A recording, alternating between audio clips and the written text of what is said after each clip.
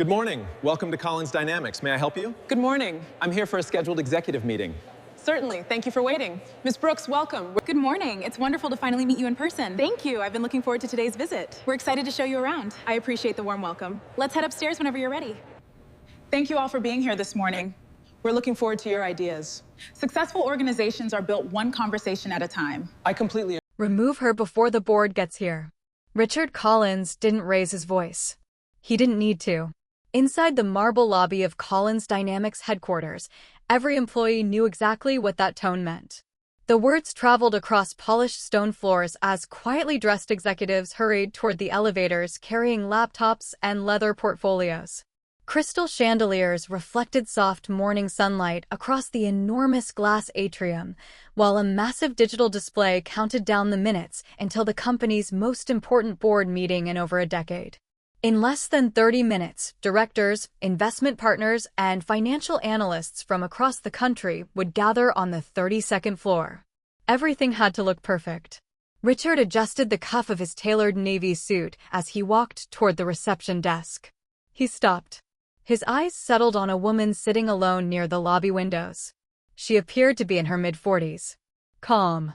Composed. She wore a simple navy blazer over a white blouse, dark trousers, and comfortable black shoes. A well-worn leather portfolio rested neatly across her lap. There were no designer handbags. No expensive jewelry. No assistant standing nearby. No security detail. She simply sat quietly, watching the morning unfold beyond the glass walls. Richard frowned. "Who's waiting over there?" The receptionist glanced toward the seating area. "I'm not sure, sir. I don't think she's checked in." Richard sighed. "Has anyone spoken with her?" The receptionist hesitated. "I don't believe so." His expression hardened. "This is an executive headquarters. We have international guests arriving." He looked toward two security officers standing near the entrance. "Gentlemen." Both officers immediately approached. "Yes, sir." Richard nodded discreetly toward the woman. "Please escort her outside. I don't want unnecessary visitors in the lobby before today's meeting." Neither officer questioned the instruction. "Of course, sir." Across the lobby, several employees quietly exchanged glances before returning to their work. No one knew who the woman was. No one asked. The two security officers approached politely. "Good morning, ma'am." The woman looked up and offered a warm smile. "Good morning. I'm afraid this lobby is reserved for scheduled guests. If you're waiting for someone, we'd be happy to help you outside." She listened carefully, then nodded. "I understand." Her voice was remarkably calm. "I do have a meeting." The younger officer smiled apologetically. "I'm sorry, ma'am. Our records don't show your appointment." The woman glanced briefly toward the elevators. "They will." The officer looked uncertain. "I'm afraid we still need to ask you to step outside." She slowly stood. There was no frustration in her face. No anger. No embarrassment. She simply picked up her leather portfolio and adjusted her blazer. "I don't want to inconvenience anyone." Richard watched from across the lobby. Finally, someone who understood professionalism.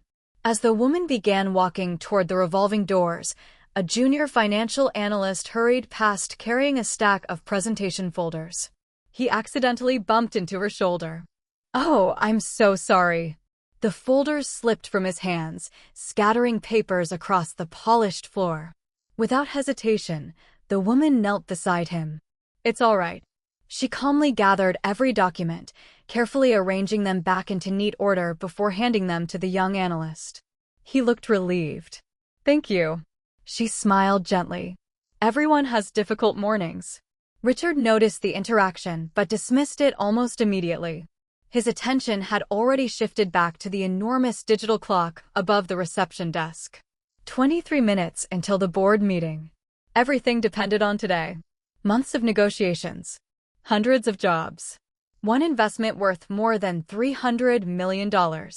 Failure wasn't an option.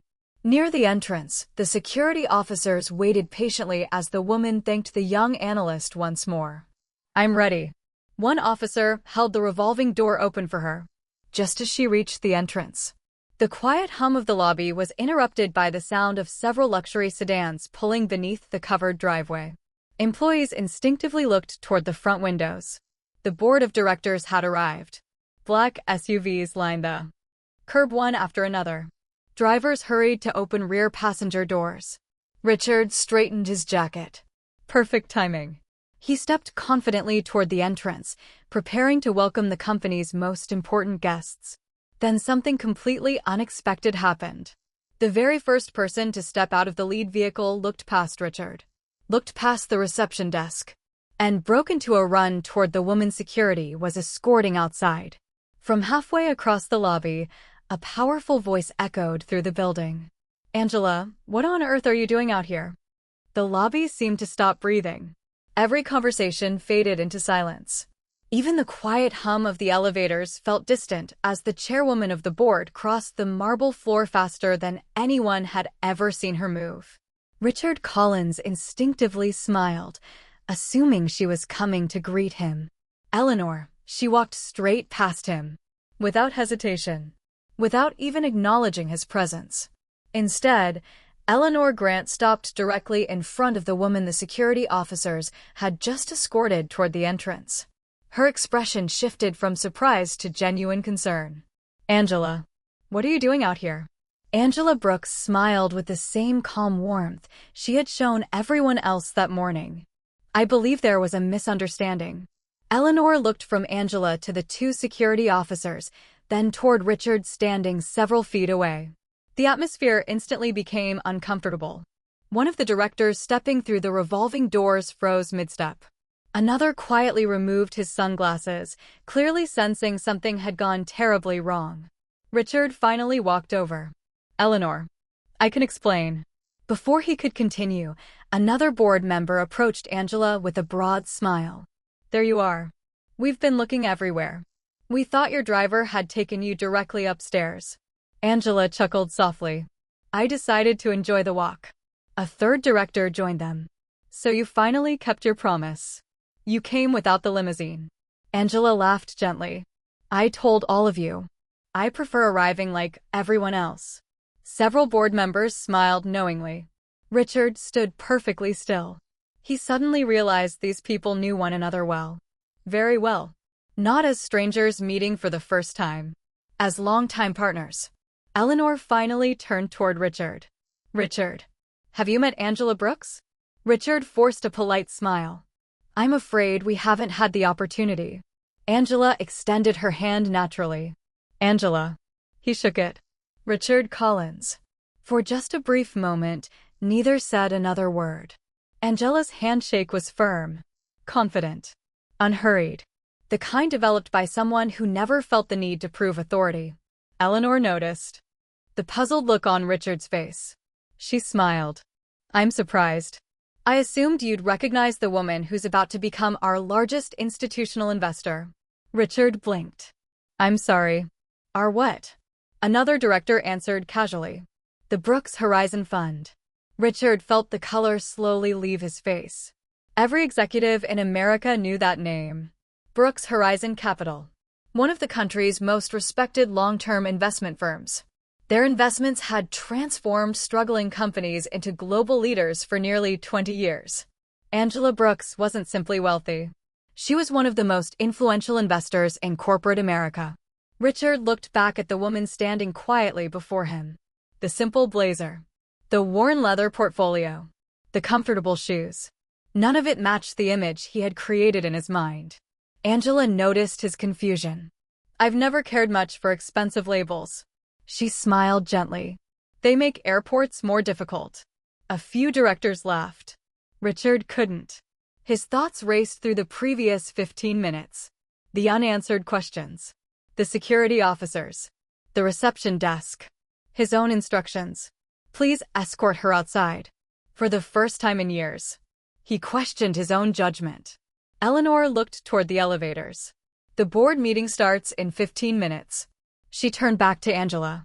Would you like to head upstairs? Angela glanced once more around the lobby. Receptionists answering phones. Security officers standing awkwardly near the entrance. Employees pretending not to watch. She smiled softly. In a moment. There are still a few things I'd like to observe. Eleanor immediately understood. So today's visit wasn't only about the investment. Angela gently shook her head. No. I always visit every company before making a final decision. Richard frowned slightly. I thought due diligence was already completed.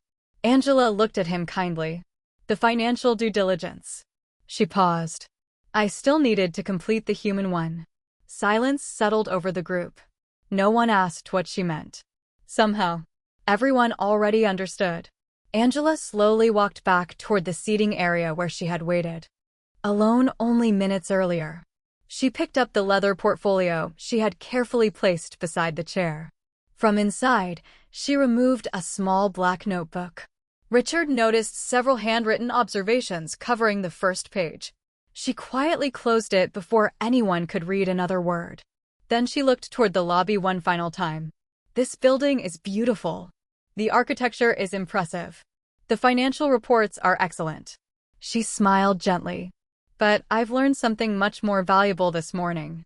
Richard swallowed hard. For reasons he couldn't yet explain. He had the uncomfortable feeling that the real evaluation had never been scheduled for the 32nd floor. It had begun the moment Angela Brooks quietly walked through the front doors. The private elevator rose silently toward the 32nd floor. Inside, no one spoke. Richard Collins stood near the polished steel doors, watching the floor numbers climb one after another. Across from him, Angela Brooks remained completely at ease. Her leather portfolio rested comfortably in one hand while the small black notebook remained tucked beneath her arm. She appeared untouched by everything that had happened downstairs. Richard wished he could say the same. When the elevator doors opened, the executive boardroom came into view. Floor-to-ceiling windows overlooked the Chicago skyline, where morning sunlight reflected across the river like sheets of silver. A 40-foot walnut conference table dominated the room. Crystal water glasses had already been arranged perfectly. Every leather chair carried a personalized folder displaying each director's name. At the center of the table sat one final nameplate. Angela Brooks. Richard stopped walking. For the first time that morning, the reality became impossible to ignore. This wasn't simply another investor. She wasn't attending the meeting. She was the meeting.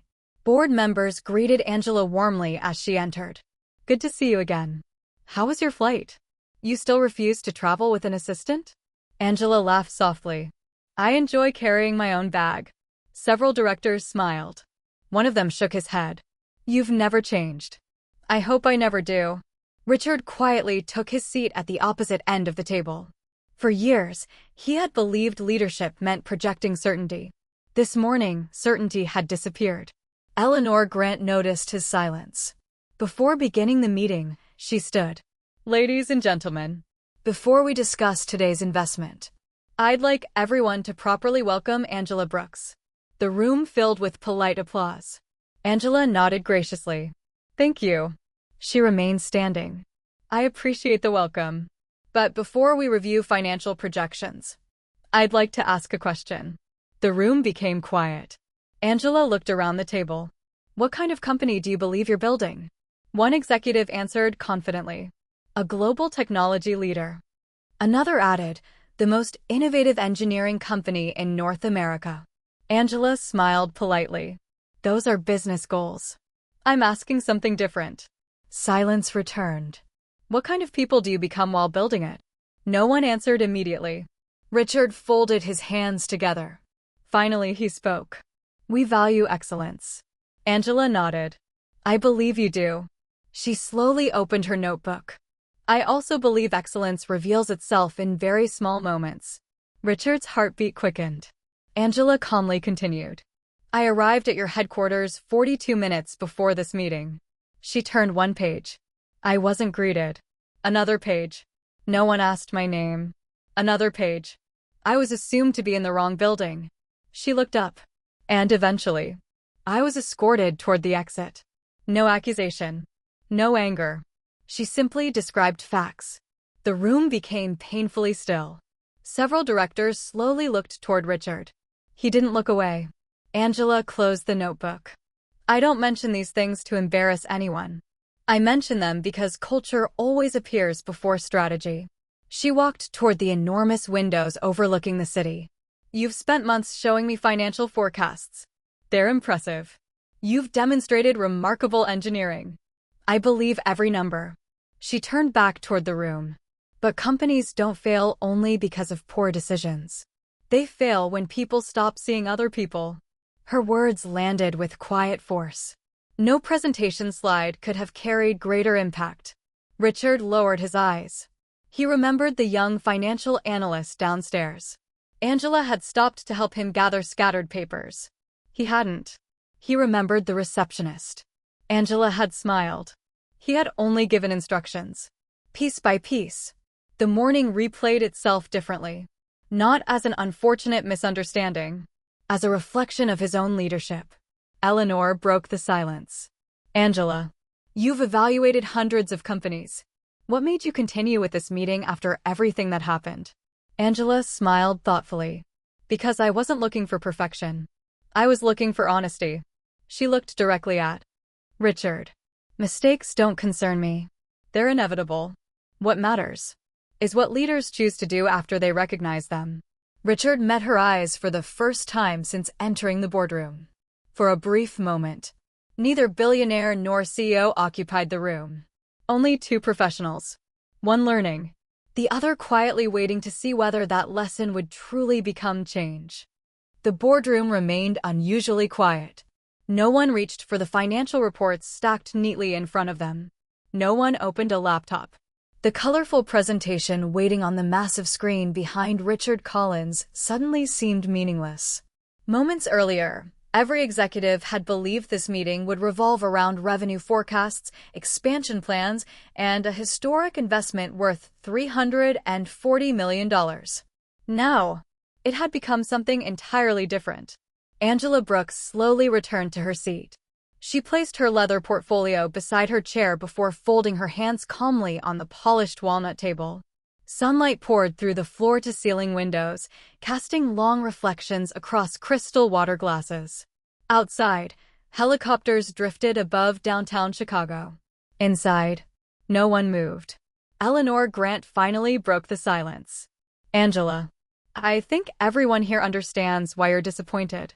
Angela looked toward her with a gentle smile. I'm not disappointed. Several directors looked surprised. I'm informed. The distinction settled over the room. Richard remained silent.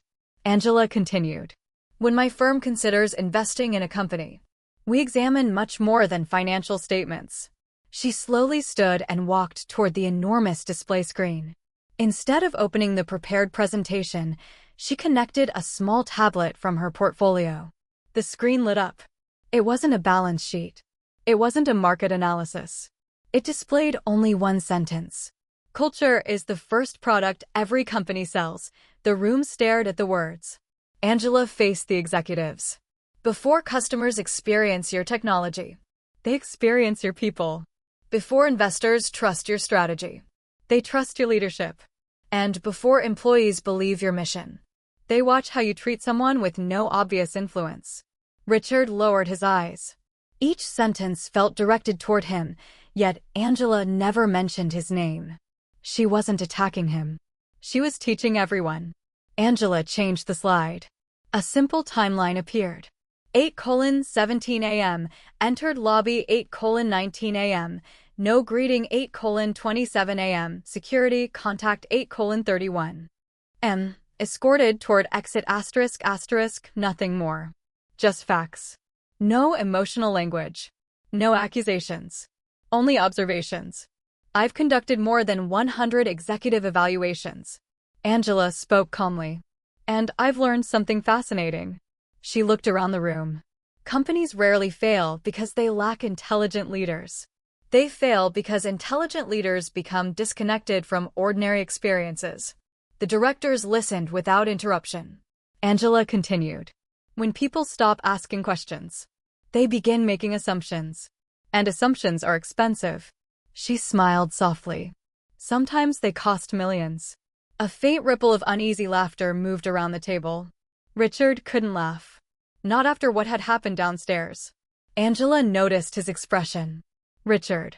He looked up. I'd like to ask you something. He nodded. Of course. When you saw me in the lobby this morning, What did you see? The question caught him off guard. He hesitated. Finally, he answered honestly. I saw someone who didn't appear to belong in the executive headquarters. Angela nodded. And why? Richard took a slow breath. You weren't dressed like our investors. You arrived alone. You didn't introduce yourself. Angela smiled. Exactly. She walked slowly toward the window overlooking the city. You saw signals, but you never sought information. The room remained silent. She turned back toward him. Do you know why I intentionally travel this way? Richard shook his head. Because wealth creates distance. She spoke almost thoughtfully. People begin opening doors because of your title. They smile because of your reputation. They become careful because of your influence. She paused. And eventually, you stop knowing how ordinary people are treated. Several directors quietly nodded. Many had experienced the same thing without ever admitting it. Angela folded her arms comfortably. I never arrive with assistants. I never announce who I am. I never wear luxury brands during first meetings. She smiled warmly. Not because I'm testing people, but because I want one honest moment before recognition changes every interaction. Richard slowly leaned back in his chair. For the first time in years, he realized he had spent far too much time protecting the company's image and not nearly enough time protecting its character. Angela returned to her seat and gently closed her portfolio. Then she looked around the table one final time. The investment was never the most important decision I planned to make today. She paused. The more important question was whether this company possesses something money can never buy. She let the silence linger. A culture willing to learn. No one reached for the investment agreement. The thick leather folders containing months of negotiations remained unopened in front of every director. For nearly a minute, the only sound inside the executive boardroom came from the quiet hum of the city beyond the glass walls. Richard Collins stared at the polished conference table. For years, he had walked into this room believing he belonged at the head of it. Today, for the first time in his career, he wondered whether he had truly earned that place. Angela Brooks remained composed. She wasn't interested in watching him struggle. She wasn't waiting for him to fail. She simply waited, the way experienced leaders often did. Patiently, respectfully, without forcing the lesson. Finally, Richard stood. No prepared speech. No carefully chosen corporate language. Just honesty. I owe everyone in this room an apology. The directors quietly looked toward him. Richard took a slow breath. This morning, I made a decision based entirely on appearances. His voice was steady but noticeably quieter than usual. I saw someone sitting alone in our lobby. I assumed she didn't belong. He looked toward Angela. I never asked your name. I never introduced myself. I never gave you the respect I expect everyone else to receive. The room remained silent. Richard continued. I've spent years talking about leadership. But this morning, I failed at something much more important. I failed at being human. No one interrupted him. Angela watched carefully. She wasn't evaluating the apology. She was evaluating the sincerity behind it. Richard slowly walked away from the head of the table.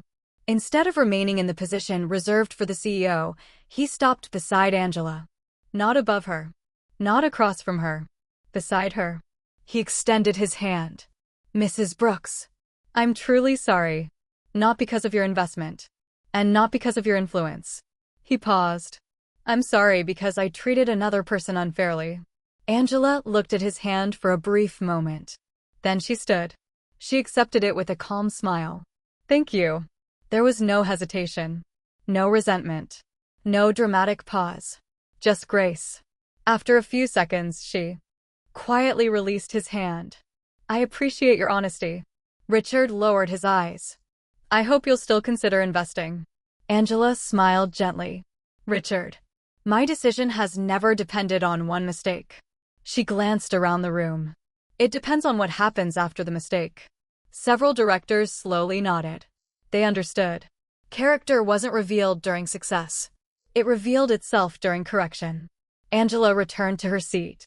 When I founded Brooks Horizon Capital 26 years ago, I had one employee. Myself. A few board members smiled. I answered every phone call. I welcomed every visitor. I cleaned my own office. She laughed softly.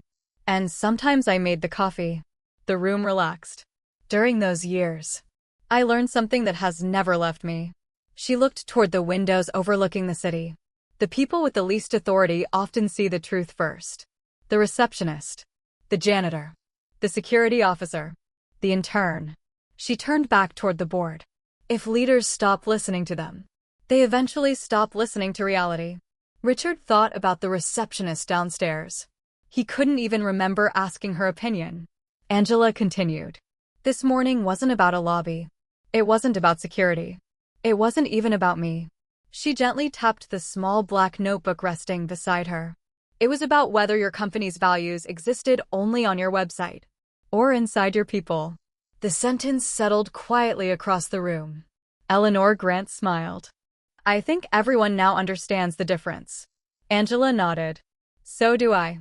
She slowly opened the investment folder for the first time that morning. The directors instinctively leaned forward. Richard held his breath. Angela looked around the table before speaking. My firm is prepared to proceed with a $340 million investment. A wave of relief swept across the room. Then she calmly added, under one condition. Every executive became still again. Angela closed the folder once more. I don't want the first change this company makes to be in its financial strategy. She looked directly at Richard. I want the first investment to be in its culture. Silence filled the boardroom once again. This time, it wasn't the silence of embarrassment. It was the silence that comes when everyone realizes they are witnessing the beginning of something far more valuable than a business deal. The boardroom remained completely still. Angela Brooks' final sentence lingered in the air long after she had spoken. I want the first investment to be in your culture. No one reached for the contract. No one objected. Richard Collins slowly sat back in his chair, realizing that the most important negotiation of his career was no longer about capital. It was about character. Angela gently closed the investment folder and folded her hands. I know this probably sounds unusual. A few directors smiled faintly. It isn't. She looked around the room. My firm has invested in 123 companies. Some became industry leaders. Some disappeared within 5 years. She paused. The difference was almost never technology. It was leadership. The room listened with complete attention. Angela stood and walked toward the panoramic windows overlooking downtown Chicago. Morning sunlight reflected across the river, filling the room with warm golden light. When companies begin struggling, most leaders ask the wrong question. She turned toward the executives. They ask, how do we improve profits? She smiled gently. The better question is, how do we improve people? Silence settled once again. Richard quietly nodded. For the first time in many years, he wasn't thinking like a CEO. He was thinking like a student. Angela continued. I didn't build Brooks Horizon Capital because I wanted to become wealthy. I built it because I wanted to prove something. She looked outside for a brief moment. My father spent 38 years working as a maintenance supervisor. He wore the same blue work boots almost every day. Several directors listened carefully. He used to tell me, Angela, never measure a person's value by where they're standing. She smiled warmly. Because tomorrow they may be the one opening the door for your future. Richard lowered his eyes. Those words felt painfully familiar. Angela walked back toward the conference table. This morning, you didn't lose an investor. You almost lost an opportunity to become a better company. She looked directly at Richard. And those opportunities are much rarer. Richard slowly stood.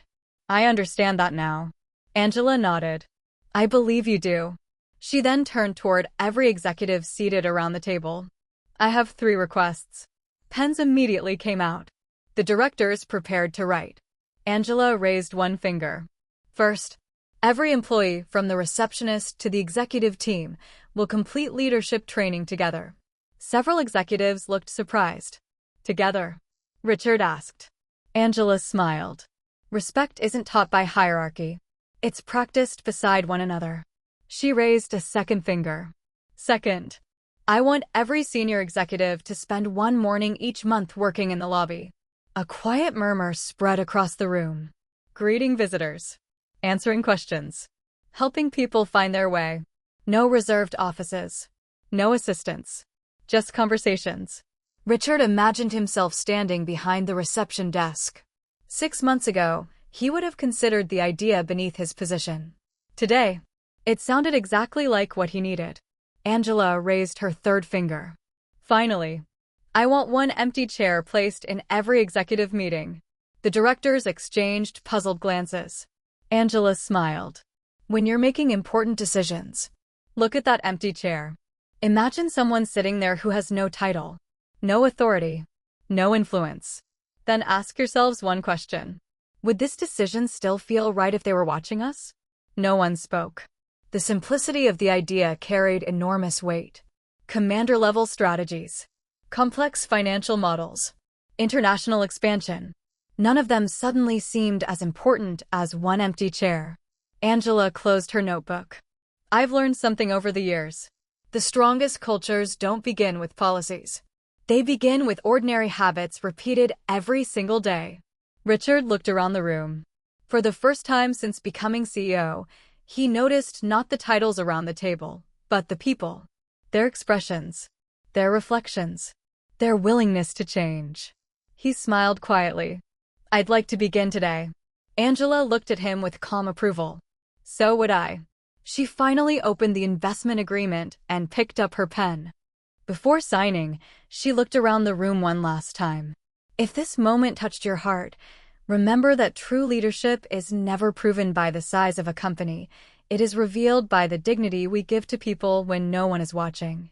Share this story with someone who believes kindness is the strongest investment anyone can make. Then Angela signed her name. Not because the company had earned $340 million, but because, for the first time that morning, it had earned her trust. 3 months later, Collins Dynamics no longer felt like the same company. The headquarters still towered above downtown Chicago, its mirrored glass reflecting the morning skyline exactly as it always had. The marble floors still gleamed beneath the crystal chandeliers. Executives still hurried through the revolving doors carrying laptops and presentation folders. But something invisible had changed. People slowed down. Receptionists greeted every visitor before they reached the front desk. Security officers smiled instead of merely checking identification. Senior executives walked through the lobby instead of disappearing directly into private elevators. The atmosphere no longer felt exclusive. It felt welcoming. At precisely 8 o'clock on a crisp Tuesday morning, Richard Collins stood behind the reception desk wearing a simple visitor assistance badge. No tailored jacket. No executive office. No reserved parking space. Just a white dress shirt with the sleeves rolled neatly to his forearms. Several employees smiled as they walked past. Some still found it difficult to believe. The CEO himself had volunteered to spend one morning every month greeting visitors. Not because anyone forced him, because he had promised. A young delivery driver entered carrying 2 heavy equipment cases. Before the man could ask for directions, Richard stepped around the desk. Good morning. I'm Richard. Let me help you with those. The driver looked surprised. Thank you, sir. Richard smiled. Please. Just Richard. As they walked toward the freight elevator together, Richard noticed something he had ignored for years. The driver wasn't just delivering equipment. He was carrying the tools needed to install a medical communication system the company had donated to a children's hospital. Months earlier, Richard might never have known. Now he asked, "What project are you working on?" The driver smiled proudly. "It's going to help children communicate with their families during long treatments." Richard stopped for a moment. "That's important work."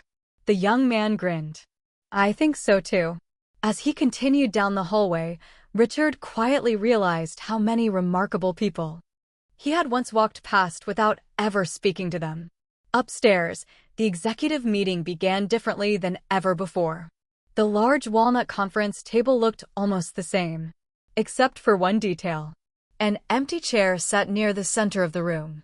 No nameplate, no folder, no title, only a small card resting on the seat. Every decision touches someone. Angela Brooks quietly entered a few minutes later. She wasn't there as an investor today. She had come simply to observe. She smiled when she saw the chair. You kept your promise. Richard nodded. We almost forgot it during last week's budget meeting. He laughed softly. Then someone looked at the chair. And everything changed. Angela smiled. What happened? Richard glanced toward the directors. We were about to reduce our customer support staff. He paused. Then Eleanor asked, how would the person sitting in that chair feel about this decision? The room had fallen silent. Instead of eliminating jobs, they redesigned the department. Employees received additional training instead of termination. Customer satisfaction rose. Staff turnover dropped. The directors no longer viewed the empty chair as a symbol. It had become part of how they thought. Angela slowly walked around the conference room. She noticed something else. The walls were no longer covered only with financial awards and industry trophies. Photographs now filled the spaces between them. Employees volunteering in schools. Engineers mentoring students. Receptionists receiving customer appreciation awards. Security officers helping elderly visitors.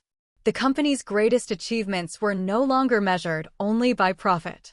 They were measured by people. Richard looked toward Angela. I used to believe leadership meant being the smartest person in the room. Angela smiled. And now? He glanced around the conference table. Now I think leadership means helping everyone else feel they belong in the room. Angela's eyes reflected quiet pride. Not because her investment had succeeded, but because the lesson had. She looked once more at the empty chair before speaking.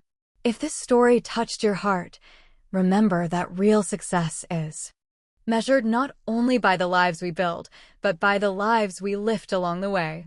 Share this story with someone who believes respect should never depend on status, wealth, or appearance. Asterisk, asterisk, outside the windows. The morning sun rose higher over Chicago. Inside, a company once known for innovation had quietly become known for something even more valuable: humanity. 6 months after Angela Brooks signed the investment agreement, Collins Dynamics had become a different place. Not because of the $340 million. Because of the people. Every morning at exactly 8 o'clock, the reception staff greeted visitors with genuine smiles before they even reached the front desk. Security officers no longer stood silently behind polished podiums. Instead, they walked toward guests, offering directions before being asked. The marble lobby still reflected the elegance of a Fortune 500 headquarters. But now it also reflected warmth. One rainy Thursday morning, Richard Collins stood quietly on the second-floor balcony overlooking the entrance. He wasn't there for a meeting. He was simply watching. Watching people. Watching habits. Watching the culture he had once taken for granted. Beside him stood Angela Brooks. She had arrived an hour earlier without announcing herself. As always, she wore a simple navy blazer and carried the same worn leather portfolio. Neither Richard nor the reception staff knew she would be visiting that morning. That was exactly how she preferred it. The revolving doors slowly opened. An elderly white woman stepped inside. She wore an inexpensive beige coat dampened by the rain and carried 2 heavy grocery bags. She looked around uncertainly. Before she could speak, Security Officer Michael Turner walked toward her with an easy smile. Good morning, ma'am. Welcome to Collins Dynamics. He gently reached for one of her bags. May I help you with those? The woman smiled with visible relief. Thank you. I'm looking for human resources. My granddaughter has a job interview today. Michael nodded warmly. You've come to the right place. I'll walk you there. As they crossed the lobby together, the receptionist stood. Would you like a cup of coffee while you wait? The elderly woman laughed softly. I'd love one. Richard watched every moment without saying a word. Angela quietly smiled beside him. No one asked who she was. Richard nodded. No. No one needed to. Angela looked down into the lobby. They simply saw someone who might need help. Richard folded his arms. I used to believe culture came from executive speeches. Angela smiled gently. It never does. It comes from repeated moments. Thousands of them. A few minutes later, another visitor entered. This time it was a young maintenance contractor carrying a heavy toolbox. Before he reached the security desk, one of the vice presidents walking through the lobby stopped to hold the elevator for him. "No rush. We've got room." The contractor smiled gratefully. "Thanks." Richard quietly laughed. 6 months ago, that never would have happened. Angela looked at him. What changed? Richard didn't answer immediately. Instead, he watched the vice president shake hands with the contractor before stepping into the elevator together. Finally, he smiled. We stopped asking who people were and started asking how we could help. Angela's eyes reflected quiet satisfaction. The investment had exceeded every financial expectation. Company profits had increased. Employee retention had reached record levels. Customer satisfaction had climbed to the highest score in company history. But none of those achievements made her smile as much as the scene unfolding below. People had become comfortable choosing kindness. Not because someone was watching, because it had become who they were. Later that afternoon, the board gathered for its quarterly meeting. Before anyone discussed financial performance, Eleanor Grant quietly stood. "I'd like to share one number." The directors opened their reports. Eleanor smiled. "It isn't revenue. It isn't profit." She held up a single page. "Employee trust has increased by 38%. The room broke into gentle applause. Richard looked toward Angela. "You were right." She smiled. "No. You were willing. There is a difference." Richard nodded thoughtfully. He finally understood. Money had funded the company's future, but humility had transformed it. Angela slowly stood, gathering her leather portfolio. Before leaving, she looked once around the room. If this story touched your heart, remember that every person you meet is carrying a story you cannot see. Treat them with dignity before you know their title, because respect given freely is the greatest investment any leader can make. Share this story with someone who believes kindness always leaves a lasting legacy. ****. She quietly walked toward the elevator. No applause followed her. She preferred it that way. The greatest victories were the ones that no longer needed recognition. 1 year later, Collins Dynamics stood on the front page of nearly every major business magazine in America. Most headlines praised the company for its remarkable financial recovery. Revenue had reached record highs. Customer satisfaction ranked first in the industry. Employee retention had become the highest the company had ever recorded. Financial analysts called it one of the greatest corporate turnarounds of the decade. But those numbers were never the story Angela Brooks remembered. On a cool autumn morning, she returned to the headquarters for the company's annual shareholder gathering. As always, she arrived alone. No limousine. No security team. No announcement. She wore the same simple navy blazer, carried the same weathered leather portfolio, and walked through the same revolving doors she had entered exactly 1 year earlier. This time, no one recognized her immediately. And that made her smile. The receptionist looked up before Angela had taken 3 steps inside. "Good morning. Welcome to Collins Dynamics. My name is Sarah. How may I help you today?" Angela smiled warmly. "Good morning. I'm here for the shareholder meeting." "Of course." Sarah walked around the reception desk instead of pointing from behind it. "May I take you upstairs?" Angela nodded. "Thank you." Before they reached the elevator, one of the security officers approached. Unlike a year ago, there was no suspicion in his expression. Only kindness. "Good morning, ma'am. Can I carry your portfolio for you?" Angela chuckled softly. "It's a little heavier than it looks." He laughed. "I don't mind." She handed it to him. "Thank you." As they walked together through the marble lobby, Angela noticed something that almost brought tears to her eyes. Near the entrance stood a small bronze plaque mounted beside the reception desk. It wasn't large. It wasn't designed to impress visitors. Its message was simple. Everyone who walks through these doors deserves respect before recognition. Angela stopped walking. She quietly touched the edge of the plaque with her fingertips. No one around her realized why the words mattered so much. To everyone else, it was simply part of the building. To Angela, it was proof that people could change. Upstairs, the shareholder meeting concluded with enthusiastic applause after another year of record-breaking results. Richard Collins stepped away from the podium and walked directly toward Angela. His smile was genuine. Not the carefully practiced smile of a corporate executive. The relaxed smile of a man finally comfortable with who he had become. "Would you come with me?" Angela nodded. He led her back downstairs. Not to the executive offices. Not to the boardroom. But to the lobby. Employees looked up as the CEO and Angela stood together near the reception desk. Richard looked around the room before speaking. 1 year ago, I thought this was the least important place in the company. He smiled at Sarah behind the desk. I was completely wrong. He turned toward everyone working in the lobby. The first conversation someone has inside this building is often the one they'll remember the longest. Several employees smiled. Richard continued.